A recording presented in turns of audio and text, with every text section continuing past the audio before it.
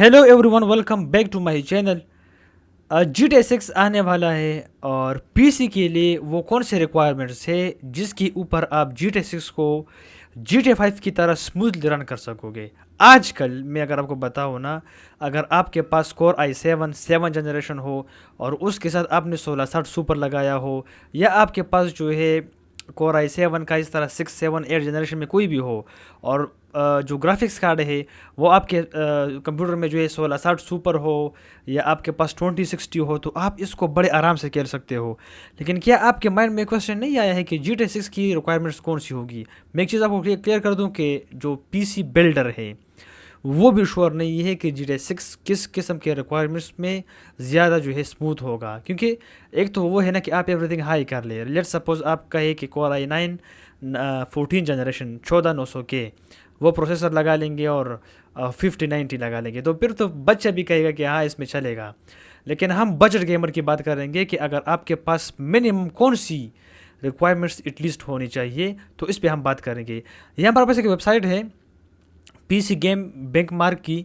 तो हमारे पास यहाँ पर जो मिनिमम रिक्वायरमेंट जो कि कंफर्म नहीं है, इसको आपने माइंड में रखना है। जो हमारे पास मिनिमम रिक्वायरमेंट है GTA 6 के लिए, तो वो GTA 5 की रिकमेंडेड रिक्वायरमेंट की तरह है। इस चीज़ को ज़रा समझे। यहाँ पर अगर आपके पास Core i5 6600K ये प्रोसेस अगर आपके पास हो ना, तो आप GTA 5 को रिकमेंडेड रिक्वायरमेंट पर चला सकते हो। आप स्मूथली चला सकोगे, आपको कोई लेग नज़र नहीं आएगा अगर आपके पास ये प्रोसेसर हो और वो रिकमेंडेड है। लेकिन यहाँ पर मिनिमम जो है ये है, सोचो, जहाँ पर रिकमेंडेड रिक्वायरमेंट, सीरियसली ये जो रिक्वायरमेंट है ना, ये सारे एक तरफ, ये सारे GTA 5 की रिकमेंडेड रिक्वायरमेंट है। अनलाइक GTA 6 में वही रिक्वायरमेंट जो GTA 5 के लिए बिल्कुल परफेक्ट है, वो यहाँ पर मिनिमम है। मिनिमम का मतलब ये है कि आप अगर इससे नीचे आओगे तो तुम्हारा गेम लेग करेगा। अब यहाँ पर रैम चेक कर सकते हो, 12 GB ये उन्होंने मेंशन किया है। अब गेम जब रिलीज़ होगा, इसको हम जब खेलेंगे, इसकी साइज़ भी यहाँ पर 150 बहुत कम नज़र आ रहा है, मे बी 200 तक चला जाए, अप टू 200 GB तक। क्योंकि GTA 5 हमारे पास ही मोड वगैरह डालने के बाद 150 तक पहुँच जाता है। तो GTA 6 तो कम से कम अगर आप मोड वगैरह उसमें डालोगे तो ये 250 तक 200 तक चलेगा। सो यहाँ पर अगर हम इसकी रिक्वायरमेंट की बात करें, तो वो कौन सी रिक्वायरमेंट है? अगर आप पीसी बिल्ड कर रहे हो तो आपको एटलीस्ट प्रोसेसर कौन सा लगाना चाहिए ताकि आपको आने वाले फिर वक्त में जो है एटलीस्ट गेम खेल सको। तो Ryzen 5 ज़्यादातर बिल्डर जो पीसी बिल्ड करते हैं, तो वो ये कहते हैं कि आपके पास Ryzen में अगर आप बिल्ड करना चाहते हो तो आपके पास Ryzen 5 5600X ज़रूर होना चाहिए ताकि आप गेम खेल सको।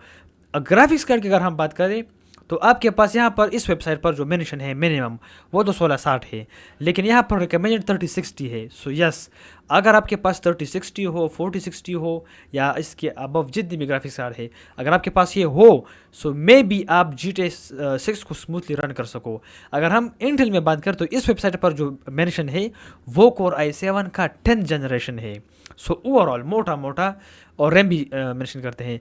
रैम हमारे पास यहाँ पर 16 GB का आता है। तो मैं आपको रिकमेंडेशन ये दूंगा, अगर आप आजकल 2025 ख़त्म होने वाला है, 2026 शुरू होने वाला है, आप अगर पीसी बिल्ड कर रहे हो तो आप 16 GB से कम रैम ना लगाए। एटलीस्ट 16 GB रैम लगाया करें, इससे ऊपर जितना आप जा सकते हो जाए। 32 GB लगा सकते हो, 64 GB, 128 GB, लेकिन 128 बहुत ज़्यादा हो जाएगा। 64, 32, 16 में से एक आप चूज़ करें। ग्राफिक्स कार्ड 3060 से नीचे ना आए। 3060 ये आपने लिए जो है मिनिमम रखे ताकि आपका गेम्स रन कर सके। 4060 हो, फिर इसके अबव जितने आप जा सकते हो। और प्रोसेसर अगर इंटेल में जा रहे हो तो एटलीस्ट 10th जनरेशन से आप नीचे बिल्कुल ना आए। 10th, 11, 12 ये सारे बजट प्रोसेसर है, इतनी ज़्यादा महंगे नहीं है ये। जिस तरह 13, 14 बहुत ज़्यादा महंगा है जनरेशन। सो 10th, 11, 12 इसके साथ आप एक ऐसा बिल्ड बना सकते हो कि आप GTA 6 को ईजीली जो है रन कर सकोगे। समझ में आया? लेकिन फिर भी ये बताना चाहता हूँ कि GTA 6 ऑलरेडी देखे, जब ये आएगा, इसको प्रॉपरली लोग रन करेंगे, इस पर वीडियोस आएगी, तो फिर आपको पता चलेगा कि इसकी सही से रिक्वायरमेंट्स क्या है। समझ में आया? लेकिन अभी के लिए आपके पास एटलीस्ट, मैं कहता हूँ कि 16 GB, यहाँ 12 GB तो कोई तुक नहीं बनता। एटलीस्ट 16 GB रैम होना चाहिए आपके पास। 16 GB रैम एटलीस्ट आप अपने साथ रखें। 3060 i7 का 10th जनरेशन। अगर i7 में नहीं तो राइजन में जा रहे हो तो फिर राइजन 5 5600X आपके पास जो है एटलीस्ट होना चाहिए 5600X प्रोसेसर, ठीक है। राइजन 5 का, राइजन 7 का 77 हो या इस तरह आप जितना आप जा सकते हो वो तो आप जाएं, लेकिन मिनिमम ये प्रोसेसर, ये रैम और ये ग्राफिक्स कार्ड जो है ये आपके पास जो है रिकमेंडेड मैं कहूँगा कि होने चाहिए।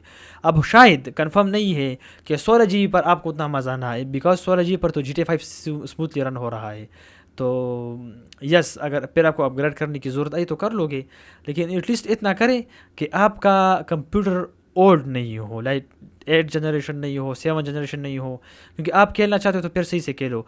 अदरवाइज़ इतना तो है कन्फर्म कि अगर आपके पास i7 का 7 जनरेशन 6 जनरेशन हो उसमें भी चलेगा, इतना आई नो के फ़र्क होगा, लेकिन इसका मतलब हरगिज़ नहीं है कि आप ऑन ही नहीं कर सकोगे। देखो यहाँ पर i5 का 6 जनरेशन, मैं तो कहता हूँ कि इतना ओल्ड प्रोसेसर है कि सबके पास ये होता है।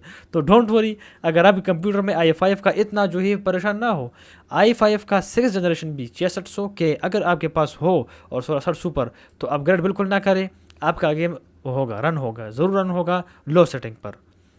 फिर बाद में अगर बजट आपका इंक्रीज़ हुआ तो फिर इससे भी आगे जाओ, i7 का 10 से भी आगे जाओ, 12 13 14 और इसी तरह RTX 5070 लगाए, 5080 या 5090 जो आप लगा सकते हो, सो वो आप करें।